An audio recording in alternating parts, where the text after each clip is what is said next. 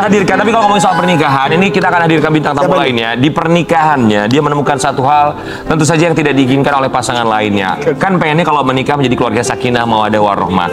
Tapi sayangnya dia mengaku bahwa dia pernah menjadi korban KDRT dari sang suami. Kita masih lihat sosok yang satu ini. Bagaimana kalau aku tidak baik-baik saja? Geger, geger, geger. Baru-baru ini, publik digegerkan dengan berita KDRT yang dialami oleh seorang mantan presenter, Zeda Salim. Zeda Salim mengaku mengalami tindak kekerasan dalam rumah tangga atau KDRT dari sang suami. Saya mencoba berkali-kali melakukan percobaan bunuh diri, mengakhiri hidup. Ini jangan ditiru ya. Sampai saya sempat mencukur habis rambut saya, itu adalah dampak dari adanya tindakan abusif secara psikis. Pernahkah kau sadari akulah yang... Aduh, apa saja ya bentuk kekerasan yang diterima oleh Zeda? Lalu bagaimana dengan kondisinya sekarang? Kak Zeda, cerita di sini. Hapuskan rasa cintaku, aku pun ingin bahagia walau tak. Di pagi-pagi ambiar kita hadirkan Zeda Salim. Manusia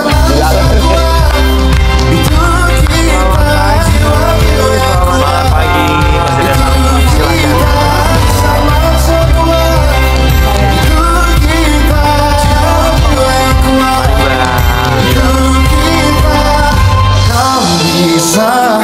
hitamkan putih. Selamat pagi Mbak Zeda Salim.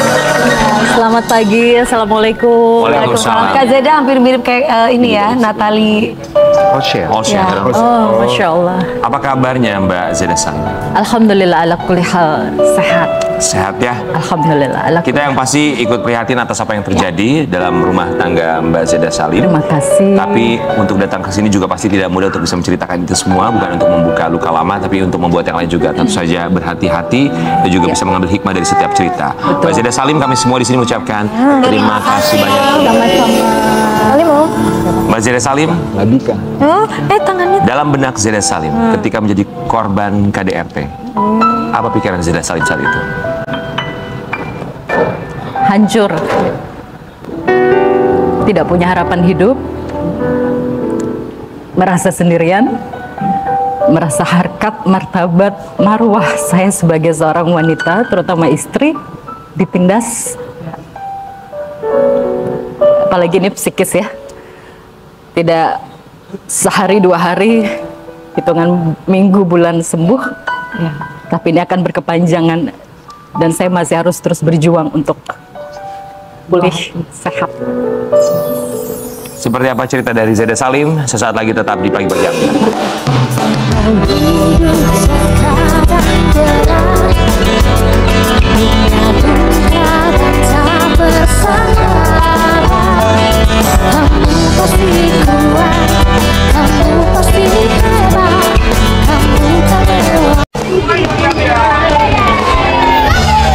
Sudah ada di sini Mbak Zeda Salim yang dia mengaku bahwa dia menjadi korban KDRT yang diduga dilakukan oleh sang suami. Betul ya Mbak? Kalau boleh bertanya, rumah tangga sudah berjalan berapa tahun bersama dengan suami? Rumah tangga sudah sebelumnya saya boleh ucapkan terima kasih dulu ya kepada Trans TV, kepada teman-teman di sini, Masya Allah sudah memberikan perhatiannya atas apa yang saya alami. Jadi sudah kurang lebih 2 tahun kami berumah tangga. 2 tahun ya? Ya, dan sampai detik ini saya belum diceraikan dengan cara yang baik, beradab, bermoral sesuai syariat hukum Islam yang berlaku. Baik, mengenal suami dari mana sebelum? Sebelumnya mengenalnya dari Instagram ya, beliau minta tolong dipertemukan dengan Kak Dewi, dengan beberapa public figure, entah ada urusan apa begitu. Jadi ya saya sampaikan, saya kalau Kak Dewi nggak kenal, kalau si Mr. A nggak kenal, kalau sama Mr. Syahrini misalnya, kalau dengan Syahrini saya kenal. Jadi sudah kita komunikasi di situ, saya diundang ke pesantrennya, saya datang bersama orang tua saya, baik-baik. Ya kita cuma ketemu 2 kali ya. langsung beliau mengajak saya menikah. Ya sudah, saya berpikir beliau penceramah, pendakwah, habaib gitu kan ya. Saya sih berpikirnya, ya insya Allah mungkin saya dengan menikah dengan beliau, agama saya jauh lebih baik, saya bisa dibimbing, dilindungi, dijaga marwah saya karena beliau paham agama. Jadi itu prosesnya sampai saya menikah dengan beliau. Namun pada akhirnya terjadilah KDRT itu. Penyebab terjadinya KDRT itu kenapa, Kak? Ya, jadi terkait dengan isu KDRT kemarin kita kan baru melaporkan kepolisian secara resmi ya. Sebelumnya sudah mengadu ke Komnas Anti Kekerasan Terhadap Perempuan ya. Kemudian kedua kita sudah bersama tim lawyer sudah mengadu ke melaporkan secara resmi ke kepolisian Polres Metro Bekasi. Ya kita sudah melaporkan itu, cuman apakah itu masuk nanti unsur KDRT pidana berapa? Saya rasa itu bukan wilayah saya untuk berbicara. Ya. Biarkan nanti pihak hukum yang menyelesaikan dan berjalan. Saya yakin insya Allah Polres Metro Bekasi, pihak hukum yang berwenang akan memberikan keadilan untuk saya. Namun kan kalau setiap masalah itu selalu ada sebab dan akibat ya. Apa sih yang membuat terjadi KDRT tersebut, Mbak? Ya, jadi selama dalam kurun waktu 2 tahun itu, intinya ya ada penelantaran, ya. Penelantaran istri. Ya, penelantaran, ya.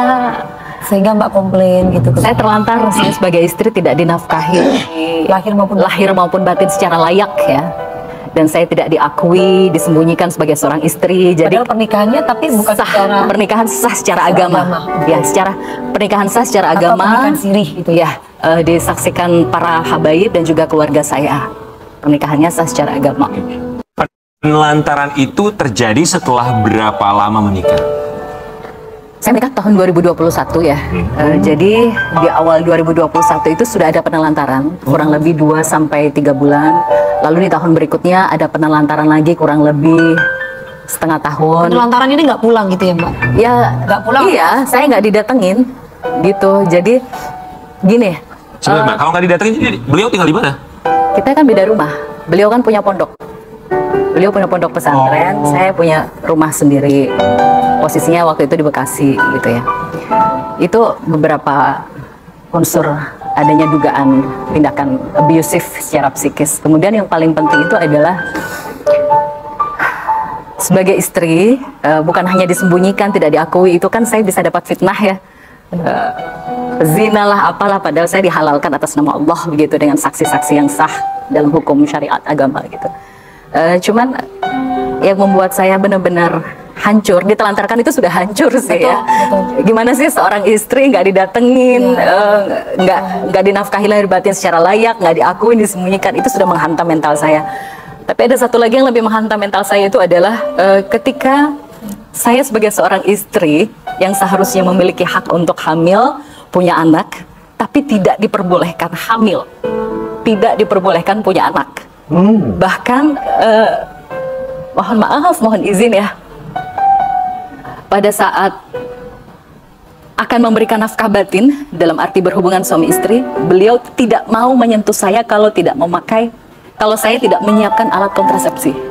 Dalam arti ya minum pil KB, alat kontrasepsi untuk lelaki. Dia tidak mau menyentuh saya kalau saya tidak mengkonsumsi obat dan menyiapkan alat kontrasepsi. Apa alasannya, Mbak? Tahu? Saya tidak tahu. Baik. Sampai akhirnya ada kekerasan KDRT yang dialami oleh Mbak Zeda Salim itu, KDRT bentuknya seperti apa? Ya itu tadi, itu kan penelantaran itu kan KDRT. Ya. Betul. Apakah secara fisik juga ada? Fisik itu lebih ke dampak ya. Akibat kekerasan psikis itu saya menderita psikosomatik, baik. Lambung akut, dispepsia, ya macam-macam penyakit sesak. Jadi saya sempat dirawat di ICU juga, dirawat di rumah sakit beberapa kali karena stres, depresi akut gitu ya, bipolar, macam-macam lah. Jadi KDRT-nya itu secara psikis ya, kemudian berdampak ke fisik juga kan ada psikosomatis di dalamnya. Betul. Oke, baik. Kemudian suami apakah sudah tahu bahwa Mbak Zeda Salim melaporkan ke pihak polisi? Seharusnya sudah tahu ya, karena begini, terakhir ini untuk penelantaran yang terakhir ini kurang lebih 1 tahun ya, nomor saya tiba-tiba blokir aja. Saya sih inginnya kalau tidak bisa berpoligami secara adil, kita bisa baik-baik yuk, gitu loh. Jangan dipaksakan kalau Tapi Mbak pernah nggak menanyakan kenapa menikahi saya? Kenapa? menanyakan kepada suami apa alasannya mau menikah dengan saya. Pernah nggak berkomunikasi? Paling tidak komunikasi deh. Ada nggak komunikasi? Alasan beliau menikahi saya? Ya, bertanyakan itu maksud saya.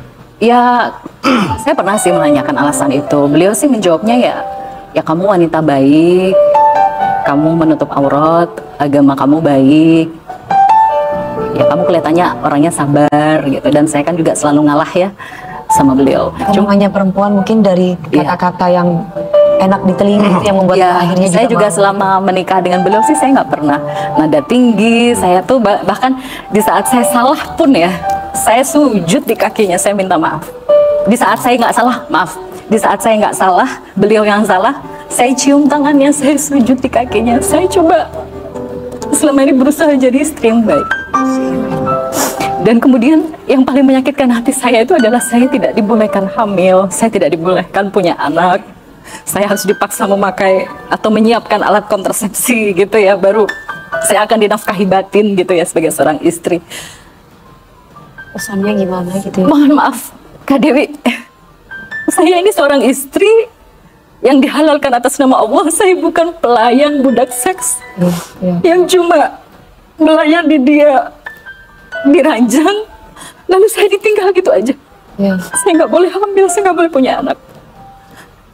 Mbak, mohon maaf. Kita ketemu selama 2 tahun ya Mbak? Iya, kita ketemu tuh paling 1 jam, 2 jam, terus saya ditinggal gitu aja. Udah selesai berhubungan, udah ditinggal. Saya mau menanyakan, saya penasaran sekali. Rasa sakit hati ini kan sangat luar biasa ya. Pernah nggak dilontarkan atau dikomunikasikan kepada suami saya? Sudah. Sakit hati sekali. Sudah.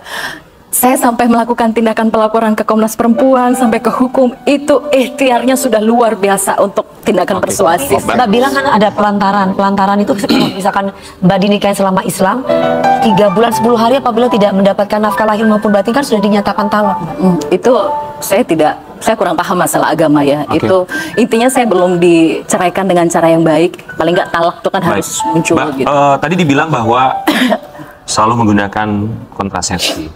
Apa alasan beliau tidak mau punya keturunan dari Mbak Zeda Salim? Apakah disampaikan alasannya? Oke, kalau begitu, apakah sebelumnya beliau ini sudah punya istri? Iya. Ya, jadi gini, saya ini statusnya di poligami. Istri keberapa kalau boleh tahu? Saya istri kedua. Baik. Dan saya dengan istri pertama, alhamdulillah berhubungan baik, berkomunikasi baik. Ya, apapun yang terjadi, saya sudah merendahkan hati, bertemu baik-baik dengan istri pertamanya, meminta maaf. Kita sudah bicara dari hati ke hati sesama perempuan. Kita sudah berpelukan, ya kita baik gitu loh. Komunikasinya baik, alhamdulillah. Saya sebelumnya beberapa kali ingin bertemu dengan istri pertamanya, selalu tidak diizinkan, dilarang, diancam cerai, pisah. Cuman saya beberapa waktu lalu memberanikan diri untuk bertemu baik-baik setelah ditelantarkan. Istri pertamanya. Bertemu dengan istri pertama setelah ditelantarkan. Sebelum ditelantarkan juga saya sudah bertemu, tapi tidak diizinkan.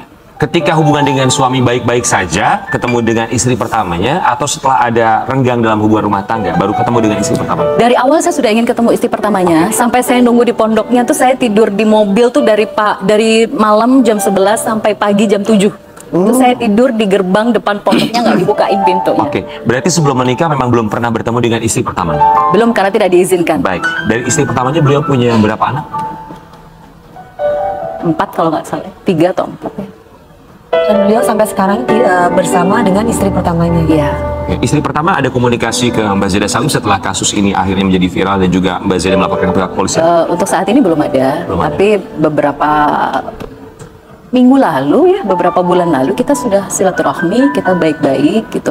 Dan saya sudah, ya intinya nggak ada permusuhan, hujat menghujat, hina menghina, nggak ada. Kita hubungan baik dengan Mbak Zeda Salim. Apa harapan ke depannya?